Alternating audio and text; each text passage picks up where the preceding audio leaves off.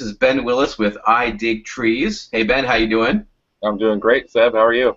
I'm great. And you know what? I don't know anything about bonsai trees whatsoever. Just a little bit that you've told me. And I just want to really tell me something about bonsai trees. I mean, I know nothing. So, what's the history behind it? Who does it still today? I mean, is it really popular? I mean, just fill us in. Tell us about bonsai trees. I'm not a total history buff, but some people say it started kind of back in the Buddhism time in China and India, and Buddha would always have this like really magnificent tree that would kind of be a very spiritual part of their religion. And people wanted to, they were so into what he was doing, they wanted to reproduce some of that feelings, and so they started bringing these little trees into their homes and trying to use that to help represent their religious belief. And so the idea was that it's not just a small tree. Bonsai technically means tree in pot. But what we're really trying to do is make something miniature. So we want to represent a really old, magnificent tree that you might find in nature, the one in a million kind of trees in the forest, and replicate that into our bonsai. And so that's where, a lot of people just think bonsai is a little tree, but really, bonsais can be up to 3 or 4 feet tall, and they cover a wide range of species. And really, the older and bigger your tree is, the better quality bonsai it can be.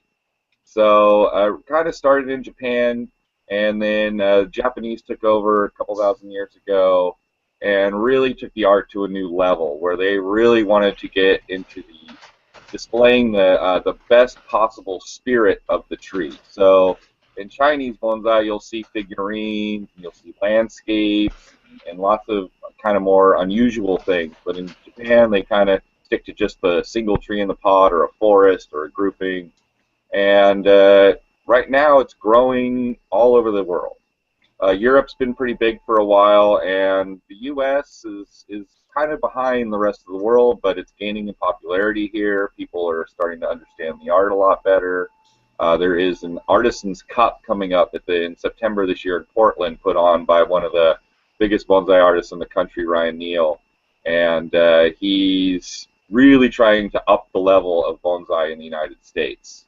And so that's kind of where I am right now, is trying to be a part of that trend to make bonsai better and just get it out to more people. And a lot of people buy the little thing at Home Depot or at the mall or on the side of the road, and they tell you to take it inside, and it's an outdoor tree, and it dies. And there's kind of this myth about bonsai being really difficult, but I don't think it's that hard for anybody to have a bonsai and keep it alive. All right, great. So, behind you, I see a whole ton of bonsai trees, and they all look kind of different. So, is bonsai not one kind of tree? There's like a variety of trees, or can you show us some and tell me about them? It really can be almost any kind of tree. Anything that will take a hard woody form, from a boxwood, Japanese maple, a pine tree, a juniper, cypress. Let me look around here. Elms. I've got a wisteria, a walnut, a quince, a dawn redwood, a coastal redwood, hornbeams, beeches, privets. Really a whole range of trees. Almost anything that is tree-like, hard and woody, shrubs, trees, can turn into bonsai. Is there like a traditional kind of bonsai tree? I mean, like, or is it just really all throughout time people have just used whatever tree they wanted to?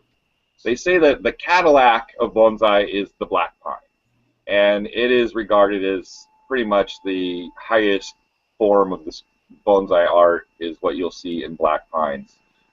Junipers and other pines are pretty much right behind that. But those are the trees you usually see in Japan that have been styled beyond belief, and go for the top dollar and win prizes every year. And it's usually trees in those lines. So the black pines, the junipers, those are the kind of the elites. Maybe some of the maples and stewardias, beeches, things like that. Okay. Do you happen to have any black pines there behind you, or what do you got there behind you? That's I have one here. I don't know how well it'll show up on the screen. This is it a shows little up black great. pine I right can see it here. really well, actually.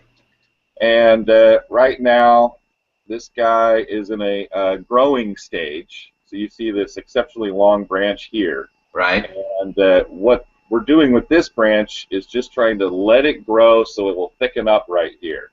And I want this to be the heaviest branch on this tree because it's going to be the lowest branch and it'll be the key branch. So everything else will kind of play off of that branch as you move up the tree. This one here, you can see there's a little bit of a flare coming out at the base, and we actually call that the nabari. And that's one of the first qualities you'll try to develop in bonsai is that nabari, because it's the one thing that gives it more age than anything else. It'll make it look a lot older. So this is probably a 10-year-old tree, something like that. That tree's 10 Oh, years younger old. than that. What's that? Wow. That tree looks like it's like 6 months old. It's 10 years old. Well, I mean, we got about an inch base here. It may have been taken from a cutting, so it's hard to say. I've had it for a couple of years. It hasn't grown a whole lot in girth, but you know, the branches are growing and developing right now, and I've been kind of working on this one a little bit slowly. Black pines, you work on them much differently than you would any other tree. They're very systematic. You do one thing in the fall, another thing in the summer, a little bit in between, but they're very systematic. You're pulling needles and you're cutting these little shoots that are coming out called the candles right here, and you do it very systematically, and that helps reduce your overall needle size and create back budding, so you get more development in your branches. You want to always want to have taper going in throughout your tree. It should be widest at the bottom, and every little step along the way should kind of segment into shorter and skinnier little pieces of the tree. And that's what's going to help give it that look of age. All right. So now, what is that bonsai tree sitting in right now? Is that some kind of special bonsai soil, or is it what kind of soil do you use to grow a tree like that? This soil it's in right now is a mix of lava, pumice, and a hardened clay called akadama that gets imported from Japan. And the clay holds the moisture. The pumice and the lava create a lot of air and drainage, which promotes good root growth. And so, yeah, there's actually no dirt in this soil that I use for my bonsai. Some people, everybody has a little bit of a different mix. Everybody thinks they've struck gold with the one they're using, you know. But really, it comes down to we all treat our trees a little bit differently. We all water a little bit differently. We all have a little bit of a different climate. You know, I've got a huge redwood tree behind my house, and so my watering's a little different than what maybe my neighbor might even do. So once you kind of learn your system and what's working for you, I went through a few different soil mixes, and this is a very traditional mix. You know, it's kind of the traditional Japanese mix. Sometimes they'll vary the levels of the ingredients a little bit, but this will work pretty much for anything. And it creates really good drainage, which keeps healthy roots. You don't want the roots to be sitting in a bunch of water and rotting away because that's going to be bad for the whole rest of the tree. It all starts down here in the roots. It's the part you can't see that's the most important part of this whole tree. So developing that root system, as well as this nabari, that's one of your first goals in bonsai with any tree that you're working on. So you are going to move that tree to different pots from time to time, or how often does that tree like change its home? That tree will get changed, or repot as we call it, every 2 to 5 years for that type of tree. Now, if you want it to grow a little faster, you're going to repot it a little more often. Typically, you want growth on a tree like that to slow down over time, so you'll extend those a little more. Now, something like a maple or a tree that's deciduous that drops its leaves in the fall, they have a much more rapid root growth. So you can repot those every year or two, and if you go much beyond that, the tree will get root bound in the pot, and the health of the tree will start to suffer. All right, good deal. Well, let me ask you this: do you have any trees that are deciduous there? Like, do you have any maples there that we can see, or I'd be kind of curious because I've never seen a maple bonsai before. Here's a little tiny start. Now, this guy doesn't have a whole lot going on, but he's been put into the right soil to start getting the roots to form correctly. And so we'll let the base start to grow out. and just let this tree do its thing for now. Some of these branches will get let run for, you know, a period of time, and then after a while, with any luck, it'll start to look more full like this. Oh, wow. A little bit of water here. Wow. Katsura maple. It's hard to see inside. You can see inside. This is an older tree. This is a tree that's actually the club tree that I'm in, Santa Cruz Bonsai Kai, and I'm caring for it right now. Wow. And so That's cool. this was really cool. It's kind of green right now. You can see on the top here, but it's a Katsura maple. And when the leaves first come out, they come out in a bright gold, and it's really pretty. But it's just gone past that. And so yeah, so here's a larger maple. You can see it has a little bit more of a base. And is that in the video there? Where am I? I can't see where the video is. Yeah, I see the base. And, Yeah. a much thicker trunk. So now the trick with this tree is to start working on the branching. And we'll have a demo later this year in the club where someone will come in and show us, you know, what they would do to a tree like this. Well, now, how old is that tree exactly? How long has that been growing, that one? That tree is probably more like, you know, I'm not super great on the age of the maples, but I would say it's probably in the 10 to 15 year range. Okay. The bark is just starting to gray up a little bit, and that starts to happen around that time. I know from the nursery I bought it from that tree was put in the ground in a field to grow a little faster. Sometimes when people have a young tree and they want to get more growth and age out of it, they'll stick it in the ground so the roots can spread faster and you'll get a little bit quicker growth. I don't have any ground area to dig in at my house, so that's not an option for me, but there's other ways of accomplishing that, using bigger pots, bigger soil, things like that. Okay. Now, does that tree have to stay outside, or can you have that tree or other bonsai trees be inside? How does that work? Are they mostly indoor, mostly outdoor? What's recommended? They are pretty much mostly outdoor, and especially any junipers, pines, maples, those all need to be outdoors. Some of your tropical trees, excuse me, like perhaps a ficus or a bougainvillea might survive inside, but typically they won't get enough sun. And also inside the house, it can be warmer, but it's also a lot drier. So the trees can dry out a lot faster, and you just have to be more aware of that. So keeping them inside is not super easy in this area, but it can be done. You know, it definitely can be done. Some people have done it and been successful, but it's definitely not recommended. If you go to our show this weekend, all the trees that you're buying there, those are all outdoor trees. Okay. I want to talk about your show in a little bit, but before we talk about your show, I'm interested to know about the tools that you use. I mean, do you need like a lot of tools? Was it just like a pair of scissors? I mean, really, all I can remember is Karate Kid, right? When the guy was like, doing, that's like, to me, like that's like the most I know about bonsai is from watching that little segment. So what kind of tools do you need? It looks like just scissors, or what else do you need? I mean, you can start with a basic pair of shears. You'll need a pair of pliers, a pair of wire cutters, and it helps to have a branch cutter. Now, I didn't get any tools ready to show you guys, but there is quite a large variety of tools. Now I'm doing this about 3 years, and I've been selling tools. I've learned a lot more about them, and every time I pick up a new tool for something, and maybe I've got the same tool in a different size or a different shape, but this one gets into the branches on this tree that much better, and it makes your work you do cleaner, and your tree will respond better that way. So the tools, like we have a guy who comes into our club once a month and gives everybody in the workshop a few minutes of time to work on their trees. And I mean, he probably comes in with 50 tools at least, and different shaped saws and, round cutters, angled cutters. I mean, there's a huge variety of stuff that you can get really obsessed with the tool aspect of it. Sure, you can geek out on the tools, but like, if you want to get started, like, what am I going to be investing in? Like, first of all, like, if I wanted to get like the black pine or like a maple, like, what am I looking at in terms of like buying the tree and then getting some tools? What's that going to set me back just to get started with like one tree? Well, if you're going to buy like a bonsai that's been refined for a while, it's been in the soil, the roots have been developed, it's been worked on a few years, you're probably going to pay a few $100s for something like that. But a lot of people start out with basically like nursery stock, 1 gallon, 5 gallon nursery stock. So I'm trying to see if I've got one nearby. Not too many. Here's something that's growing in just a black pot right now. This has had some root work done to it, some special root work. This is a Dawn Redwood.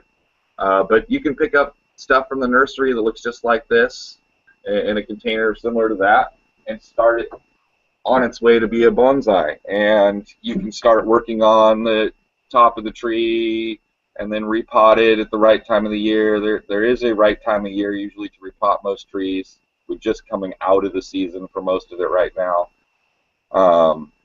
So you can start with material like that from anywhere from $10 to $50, and you can be well on your way into bonsai.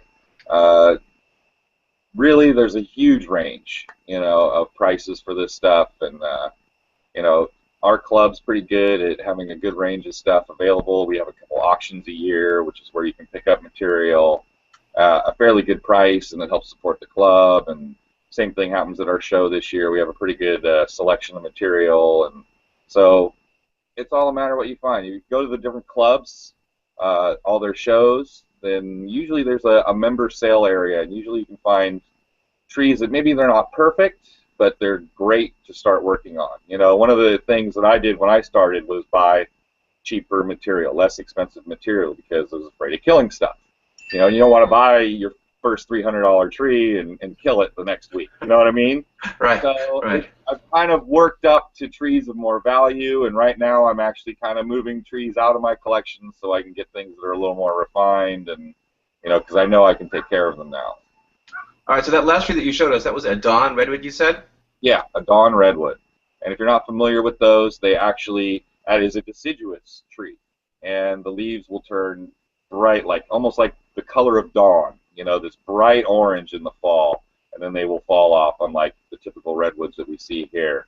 And it's really one of the more pretty colors that I've seen on a tree, one of my favorites. Yeah, that looks like a cool tree. So you're telling me that basically for maybe like $100 I can get like a decent starter tree and like a basic set of tools. Is that fair enough to say?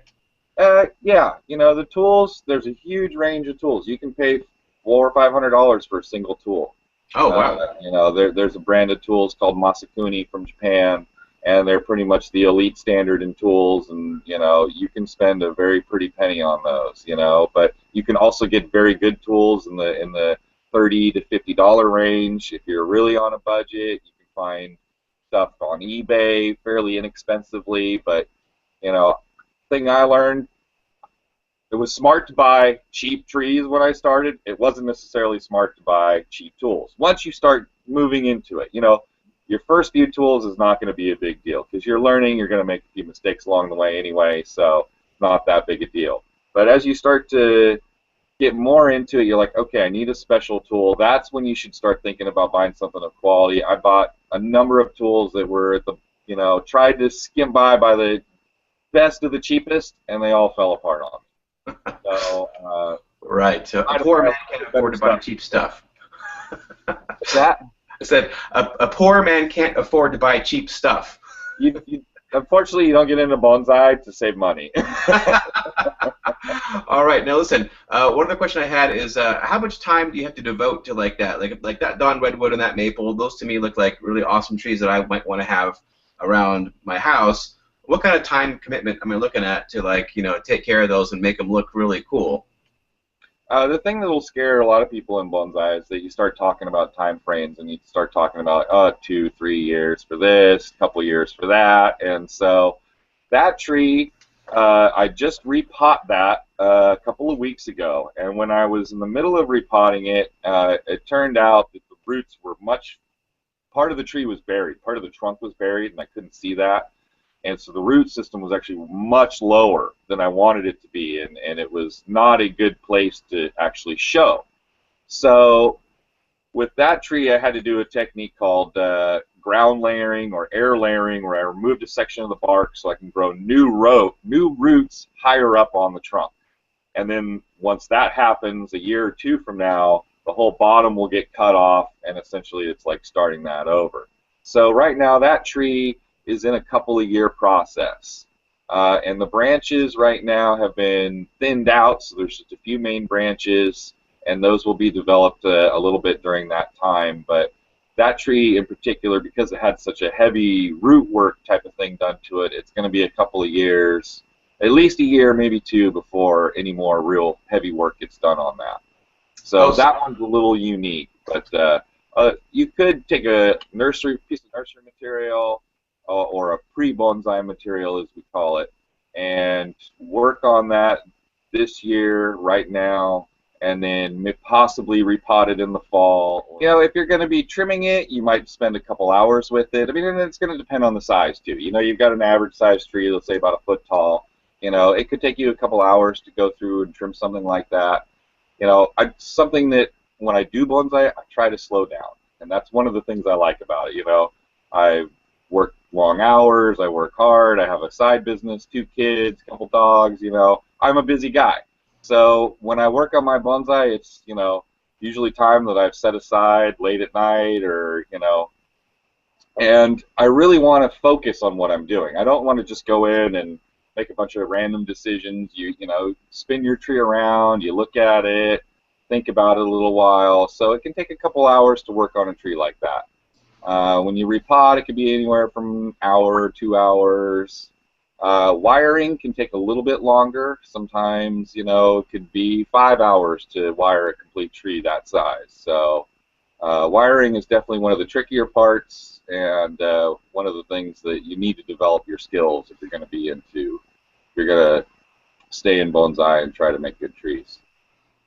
Okay, so it sounds like you have a lot going on. You have a job and the bonsai thing on the side, and you have 2 kids and a dog and all that. So maybe like if I had a tree, I might think that I need to do like an hour a week. Is that the kind of commitment I'm looking at for a typical it wouldn't tree? be necessarily a week. So if you had, let's say you had a juniper, you might work on that as far as trimming goes 2 or maybe 3 times a year, if Okay. that. But something more like a maple, you could work on that, you know, 3, sometimes 4 times a year as far as your trimming goes. So different trees are going to take more or less time, and it's going to be species dependent. It's one of the It is one of the trickier things, is that you'll feel so confident you learned something great about this tree, but it does not apply to that next tree. So learning each little nuance is one of the things I enjoy about it. Okay. Now, so you mentioned the bonsai club. Can you tell us about this bonsai club a little bit? How many members do you have? How often do you meet? What's that all about? It's the Santa Cruz Bonsai Kai, and Kai means house.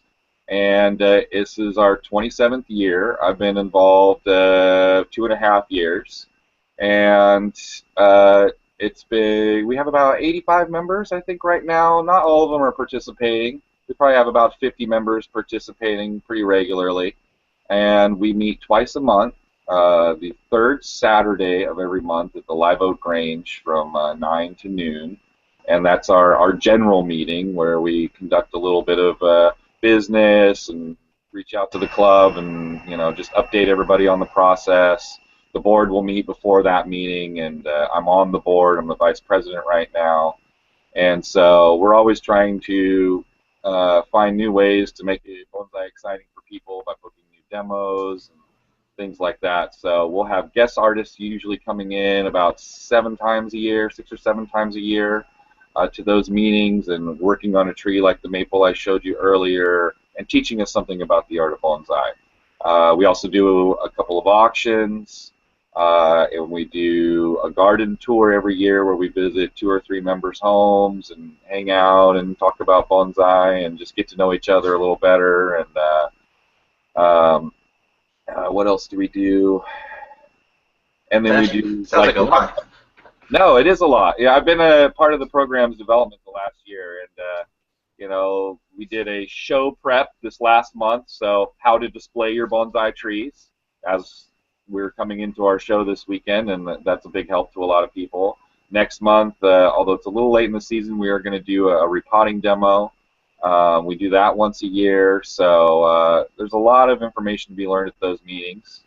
And we also do a raffle almost every month at those meetings as well. If there's a demo tree, that will get put into the raffle and will be the big prize. And members will also bring in different types of trees, pots, any kind of bonsai-related item, and put it on the raffle table. And we usually have a pretty good selection of material there. I've gotten a lot of really nice trees off that raffle table, and it can be a great way to start for an inexpensive amount of money. The club, I think the membership's about $40 or $45 your first year, and then that covers your name badge, so the next year it's a little bit less expensive. And so if you want to get into the club, it's a really inexpensive way to get experience in bonsai. And until I joined the club, I was completely clueless to what I was doing. I joined that club, and the members were just so open-minded and such good people, and everybody wants to help you, and I really fell in love with the community, and that's why I'm still there today and why I'm on the board. We also do another meeting every month on the second Wednesday night where John Thompson from the Midori Bonsai over in San Jose comes over and spends a few minutes with everyone and teaches them whatever they need to know about their tree at that time, and that's a really great way to learn. That's if you're a beginner and you want to learn bonsai, there's really not a better place to start in this county. All right, great. Now, so the show, you guys have a big show coming up. Can you tell us about that? Yes, it's our annual show that we put on every year, and this year it's at the Museum of Art and History on Front Street in downtown Santa Cruz.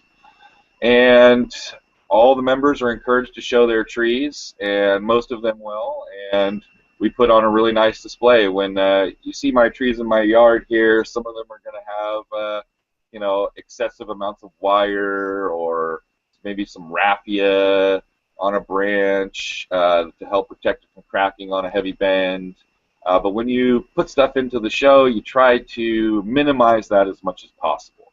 We'll clean our pots really nicely. We'll put moss over the top to make it look, to give it more of that sense of age and to just cover up the rough texture of the soil that we use. You'll clean out all the little dead needles or leaves or branches.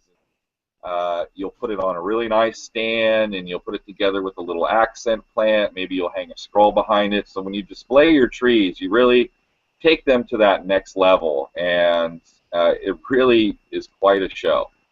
Most people that come in to see the trees are blown away, not just by the trees, but how well we put them into the display. All right, so when is the actual show? When is it happening? It's running this weekend, Saturday and Sunday, 10 to 5, and we have demos that start both days at 2 o'clock, and then let's see, Saturday we will have a demo on a juniper, and Sunday will be a cypress.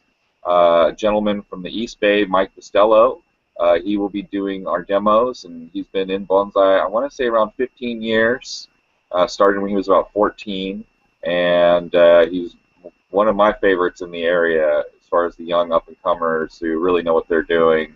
He's got amazing trees at his place, and he's just been a huge help to me. He's a real nice guy. He's like, hey, if you ever have questions, let me know. And he's a great person to learn from. I really enjoy it. I've seen him do a few demos, and he's very technically minded, but he's also creative and artistic at the same time. And if you want to really learn something, show up for that demo and see what he has to say, because it'll be fun. Well, it sounds like even if you are not planning on doing bonsai for like your life, it sounds like there's probably some pretty cool stuff to go check out this weekend down there at the show. It definitely is, and being at the Museum of Art and History, it fits our motif really well. Our displays blend in with the little bit of art you'll see there. They have 3 levels at the museum, and we will have trees on, I believe, all 3 levels. And even in the little open-air mezzanine level they have upstairs. So there's lots to see, and the whole club will be there for the most part to answer any questions anybody has. We also have a really nice vendor area, so if you think you might want to pick up a tree, you could get a finished bonsai or a tree in training, and any of the supplies, tools, soil, accessories you might need. All right, very good. Well, I'm going to try and make it down there for a little bit. I mean, it sounds like it's really going to be a cool show. So I'll try and get this up online ASAP, seeing as we need to get the word out in the next, 24 hours at the latest, I would say. So this is Ben. Thanks so much for taking a few minutes to talk about bonsai. It's obviously something that you really love, and I bet you a lot of people would love to discover it too. I do really love it. It's with my busy life. Everybody needs an outlet, and this is a nice way to do it. I've, taken on a little more than most people will. I have right now about 250 trees that I'm caring for, and but probably 80% of those at least are pre-bonsai or trees in training. I have a 2 or 3 dozen trees that I would consider quality bonsai, and so you don't have to be as obsessed as I am by any means. It's really easy to maintain a tree or two if you're into it. And, I'd say go for it if you're into it. All right, all right. Well, I'm gonna go check it out. Some of those trees you showed us were really pretty incredible. So, Ben, thanks so much. You have any final thoughts before we wrap it up here? Just if there's ever any questions you've got, you can find me on Facebook at I Dig Trees, and I'm happy to help. All right, and you have a website too, idigtrees.com, is that right? I do. Yeah, I do. And my website's just getting started, so I'm looking to start my blog next month, and I'll start having a lot of other stuff up there as well. All right, very good. Okay, so everybody look for his blog, and you guys meet the third Saturday of every month at the Soquel Grange if you want to come check the club out.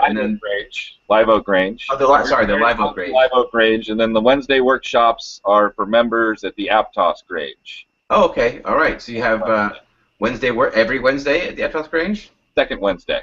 Every second Wednesday at the Aptos Grange. All right. I love Aptos. Okay, great. Well, Ben, thank you so much for spending some time with us, man, and I'll see you soon. All right. Thanks, Ab. All right. Thanks, Ben.